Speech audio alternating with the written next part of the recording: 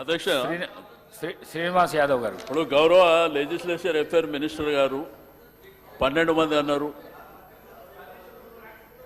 మళ్ళీ వాళ్ళే రూల్స్ చదివిన తర్వాత 10% అన్నారు. ఇప్పటికీ వాళ్ళు 14 మంది ఉంటారు అధ్యక్ష. 14 మంది ఎంచుకోండి. ఇప్పుడు మా రిక్వెస్ట్ వల్ల ఏంది అధ్యక్ష, మేము పూర్తి స్థాయిలో కోఆపరేట్ చేస్తున్నాం. మాకు హౌస్ నడవాలనేటువంటి ఆలోచనతోనే మేము కోఆపరేట్ చేస్తున్నాం. నిన్న కూడా హరీబరీగా మీరు అసెంబ్లీ పెట్టినా కానీ మా సభ్యులు మాకు అవకాశం ఇవ్వకుండా బుల్డోజ్ చేసినా కానీ మేము కోఆపరేట్ చేస్తున్నాం. మేమేదో పనికిరాని రాజకీయాలు చేయాలి, బయటికి పోవాలనే ఆలోచన మాకు లేదు అధ్యక్ష.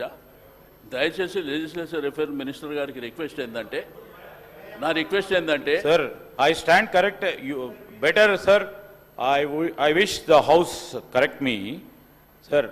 10% అంటే ఎంతమంది వస్తారు సార్? 12 మెంబర్స్ వస్తారు 117కి. 117కి 12 మెంబర్స్ వస్తారు sir. But still we were 18 members. 119కి సార్ 119కి సార్ 119కి 12 మెంబర్సే వస్తారు. హరీష్ రావు గారికి తెలిసినా కానీ కావాలని వారు బుల్డోజ్ చేస్తూ ఉంటారు. జనరల్లీ వారు చేసేది. ఆ ప్రశాంత్ రెడ్డి గారిని అడగండి, వారు కూడా లెజిస్లేటివ్ మంత్రిగా ఉన్నారు. 12 మంది శాసనసభ్యులే కోరము.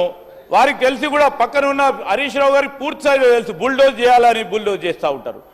కానీ ఈరోజు నేను గౌరవ మాజీ మంత్రి గారిని శ్రీనివాస్ యాదవ్ గారిని కూడా రూల్ కోట్ చేశాను సార్.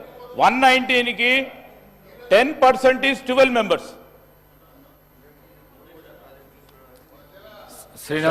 శాసనసభ వ్యవహారాల మంత్రి గారికి మేమేదో ఇబ్బంది పెట్టాలనేటువంటి ఆలోచన మాకు లేదండి.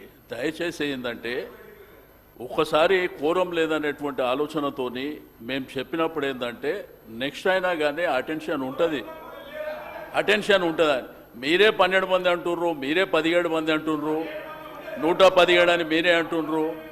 మా కోఆపరేట్ చేయాలనే ఆలోచనతోనే మేము సభ్యులం వచ్చినాం కదా. మా ఉద్దేశం అది కాదు అధ్యక్ష. ఎంఐఎంఐ వాళ్ళు ఉన్నారు సార్ అధ్యక్ష. 18 మెంబర్స్ అధ్యక్ష లెక్క పెట్టాను.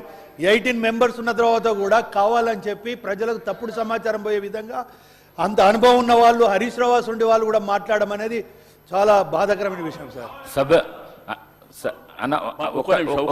ఒక్క నిమిషం గౌరవ సభ్యులకు. మా ఉద్దేశం అబాస్ పాలు చేయాలనే ఆలోచన ఉంటే మేము ఎందుకు వస్తాం అధ్యక్ష? మీరు మా ఉద్దేశం అది కాదు. మేము పూర్తి స్థాయిలో మీకు కోఆపరేట్ చేయడానికి మేము సిద్ధంగా ఉన్నాం అధ్యక్ష. దయచేసి మీ దృష్టిని ఆకర్షించాలనే ఉద్దేశంతో చెప్పిందే తప్ప ఏదో మిమ్మల్ని ఈ కోరం లేదని మేము బయటికి పోయినంత మాత్రాన అబాస్ పాలవుతారని మేము అనుకోం కదా. దయచేసి పూర్తి స్థాయిలో మేము కోఆపరేట్ చేస్తామని చెప్పి నేను ఈ సందర్భంగా తెలియజేస్తాను. చాలా థ్యాంక్స్. గౌరవ సభ్యులకు విజ్ఞప్తి, తొందరగా మనం ఈ డిస్కషన్ కంప్లీట్ చేసుకుంటే చాలామంది కొత్త సభ్యులు ఉన్నారు.